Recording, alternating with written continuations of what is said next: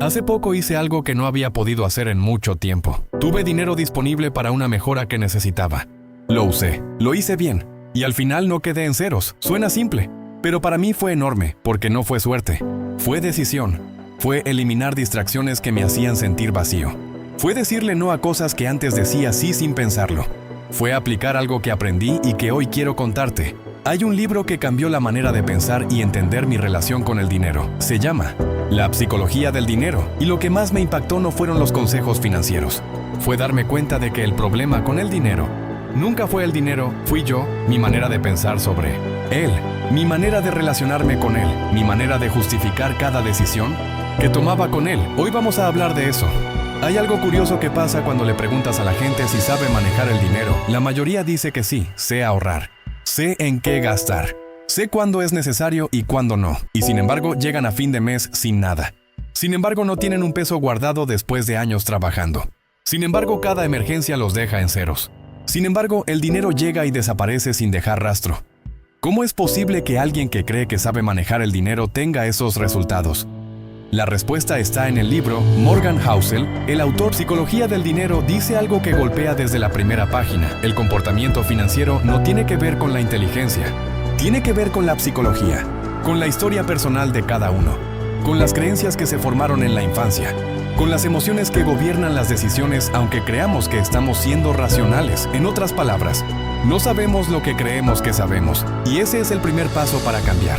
Reconocer que hay algo que no vemos. Vamos a hablar de algo que todos hemos dicho en algún momento. Solo se vive una vez, y si me muero, ¿para qué lo voy a dejar? Esa frase suena a libertad. Suena a disfrutar la vida. Suena a no ser mezquino con uno mismo. Pero en la práctica es la excusa más cara que existe, porque esa frase la usamos para justificar la salida del fin de semana que no podíamos pagar, el gasto impulsivo que no necesitábamos, el capricho que llegó en el peor momento, la decisión que tomamos con emoción y que al día siguiente ya dolía. Solo se vive una vez, es verdad, pero también es verdad que se puede vivir mucho tiempo. Y aquí está el 50-50, que nadie quiere ver. Así como piensas en que te puedes morir mañana y mejor disfrutar hoy, también está la posibilidad completamente real de que llegues a los 70, a los 80 años, cansado, sin la energía suficiente, sin la capacidad de trabajar como hoy, y sin el dinero que gastaste en los años donde podías ganarlo. Esos dos escenarios tienen exactamente la misma probabilidad. Sin embargo, solo uno de los dos lo usamos para justificar nuestras decisiones. ¿Por qué? Porque el primero nos da permiso de gastar hoy. El segundo nos obliga a sacrificar algo hoy por algo que no se siente todavía. Y el cerebro siempre prefiere lo inmediato sobre lo futuro. Siempre.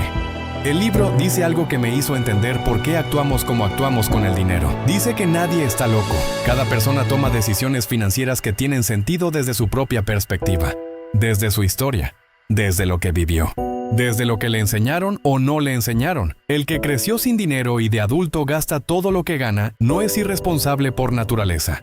Probablemente aprendió de niño que el dinero llega y se va, que no hay que guardarlo porque de todas formas desaparece, que más vale disfrutarlo ahora. El que creció viendo a sus padres ahorrar con sacrificio puede tener una relación de miedo con el dinero.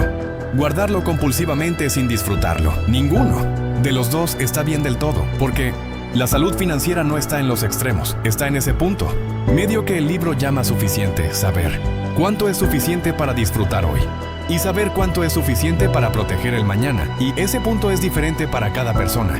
No hay una fórmula universal, pero sí hay una pregunta universal. ¿Cuánto es suficiente para ti? ¿Lo has pensado alguna vez? ¿O solo gastas hasta que no queda más? Voy a contarte algo personal. Durante muchos años no tuve una relación sana con el dinero, no porque fuera mala persona, sino porque nadie me enseñó a tenerla. El dinero llegaba y se iba. A veces en cosas necesarias, a veces en cosas que ni recuerdo, a veces en salidas que en el momento parecían merecer la pena y que al día siguiente ya eran solo números que faltaban. Y lo más revelador de todo es que en esa época me decía a mí mismo que sabía manejar el dinero, que cuando tuviera más ahorraría, que cuando la situación mejorara empezaría a organizarme, que era cuestión de tiempo, pero ese tiempo nunca llegaba, porque el problema no era el monto, era el pensamiento. Y cuando entendí eso, algo cambió, no de golpe, despacio, con errores, con recaídas, con días donde el caótico ganaba y el dinero se iba en algo que no debía, pero con una diferencia. Ya sabía lo que estaba pasando. Y cuando sabes lo que pasa, tienes la posibilidad de interrumpirlo. La mejora que hice hace poco en la casa que alquilo fue la primera vez en mucho tiempo que terminé un proyecto sin quedar en ceros, sin tener que sacrificar el siguiente mes, sin sentir que el dinero me controló a mí. Yo lo controlé a él y eso se sintió diferente. Eso se sintió como un comienzo. Quiero hablarle directamente a los que tienen 20 o 30 años. Ahora mismo tienes algo que no vas a tener siempre: energía, salud, capacidad de trabajar muchas horas, recuperación rápida, empezar de nuevo si algo falla, tiempo por delante para construir. Eso es un capital enorme y la mayoría lo está gastando igual que el dinero, sin medida. Sin pensar en lo que viene, el libro dice algo sobre esto que no puedo olvidar. Dice que el tiempo es el ingrediente más poderoso en las finanzas. No la inteligencia, no los ingresos. El tiempo. Un peso ahorrado a los 20 vale mucho más que un peso ahorrado a los 40. No porque sea más dinero, sino porque tiene más tiempo para multiplicarse. Y al revés funciona igual. Un peso gastado innecesariamente a los 20 no es solo ese peso. Es todo lo que ese peso podría haber sido en 20 o 30 años. No te estoy diciendo que no disfrutes. Te estoy diciendo que el 50-50 también aplica. Aquí, así como eres joven y puedes gastarlo todo, también eres joven y puedes construirlo todo. Los dos caminos están abiertos ahora mismo y solo uno de ellos sigue abierto a los 60. El libro tiene un capítulo que me cambió la perspectiva completamente. Se llama La riqueza que no se ve. Housel, el autor del libro, dice algo que parece obvio pero que nadie aplica. La riqueza es lo que no gastas, no el carro, no la ropa, no el viaje, no las cosas que muestras. Eso es ingreso convertido en objetos. Eso se puede ver, eso se puede tocar. La riqueza real es invisible. Es la cuenta que nadie sabe que tienes, el ahorro que no publicas, la reserva que construiste en silencio durante años. Y hay algo paradójico en eso. Las personas que parecen más ricas muchas veces no lo son. Están usando todo lo que ganan para mantener la apariencia, para que los demás crean que les va bien. Y las personas que parecen normales, que no tienen el carro más caro ni la ropa de marca, a veces son las que tienen más libertad real, porque construyeron riqueza invisible durante años. ¿Tú para qué estás usando tu dinero? ¿Para parecer o para ser? Esa pregunta vale mucho más que cualquier consejo financiero técnico. Hay un error que el libro llama la cola de riesgo, y es más común de lo que imaginas. Consiste en planear solo para el escenario optimista. Planeamos como si el trabajo siempre va a estar, como si la salud siempre va a acompañar, como si nada inesperado va a llegar. Y entonces cuando algo falla, una enfermedad, una pérdida de trabajo, un gasto inesperado, todo se derrumba porque no había margen. El libro dice que el ingrediente más importante en un plan financiero no es la rentabilidad ni el ahorro agresivo. Es la supervivencia. Construir un plan que pueda sostener cuando las cosas no van como esperabas. Y eso requiere una sola cosa: un colchón, un fondo de emergencia, un muro como lo llama el hombre más rico de Babilonia. 3 meses de gastos guardados que no tocas salvo que sea una emergencia real. No para hacerte rico, para que cuando llegue lo inesperado no te destruya todo lo que construiste. ¿Cuántas veces una emergencia te dejó en ceros? Eso no es mala suerte. Es falta de margen y el margen se construye, peso a peso, mes a mes. Aquí está la idea central de todo este video. Antes de cambiar lo que haces con el dinero, tienes que cambiar lo que piensas sobre el dinero. Porque el comportamiento sigue al pensamiento, siempre.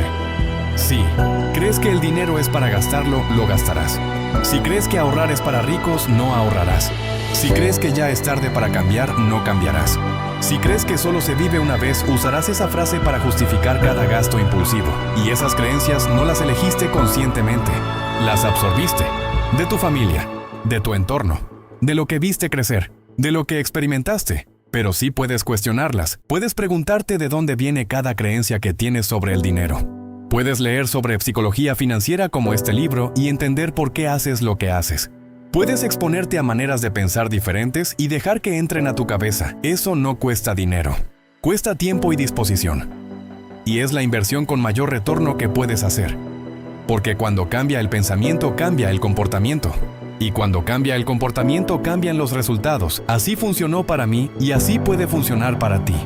Voy a pedirte que adoptes una forma de pensar que puede cambiar tus decisiones financieras para siempre. El 50. Cada vez que sientas el impulso de gastar en algo no esencial, hazte 2 preguntas. La primera: si me muero mañana, ¿me alegraré de haber gastado esto hoy? La segunda: si vivo 30 años más, ¿me alegraría más haber guardado esto? No. Te estoy pidiendo que siempre elijas la segunda respuesta. Te estoy pidiendo que te hagas Las dos preguntas antes de decidir, porque ahora mismo solo te haces una, la que te da permiso de gastar, y cuando empieces a hacerte las dos, algo cambia en el proceso. No siempre vas a elegir guardar. Habrá momentos donde el gasto vale la pena, donde la experiencia merece el dinero, donde disfrutar hoy es la decisión correcta. Pero habrá otros donde te preguntes las dos y te des cuenta de que no vale la pena, que ese gasto no te va a dar nada real, que en 30 años no lo vas a recordar, que fue solo un impulso que pasó. Ese momento de pausa es el que cambia los resultados a largo plazo, no la disciplina perfecta, no el ahorro del 100%, solo una pausa antes de decidir. Quiero volver al principio de este video. La mejora que hice en la casa que alquilo no fue un gran negocio, no fue una inversión espectacular. No es algo que alguien más vería y diría qué logro, pero para mí fue una victoria real, porque requirió eliminar distracciones que me vaciaban, decir no a gastos que antes decía sí sin pensarlo, mantener el foco en una meta concreta durante semanas, y cuando terminó sentí algo que no recordaba haber sentido con el dinero.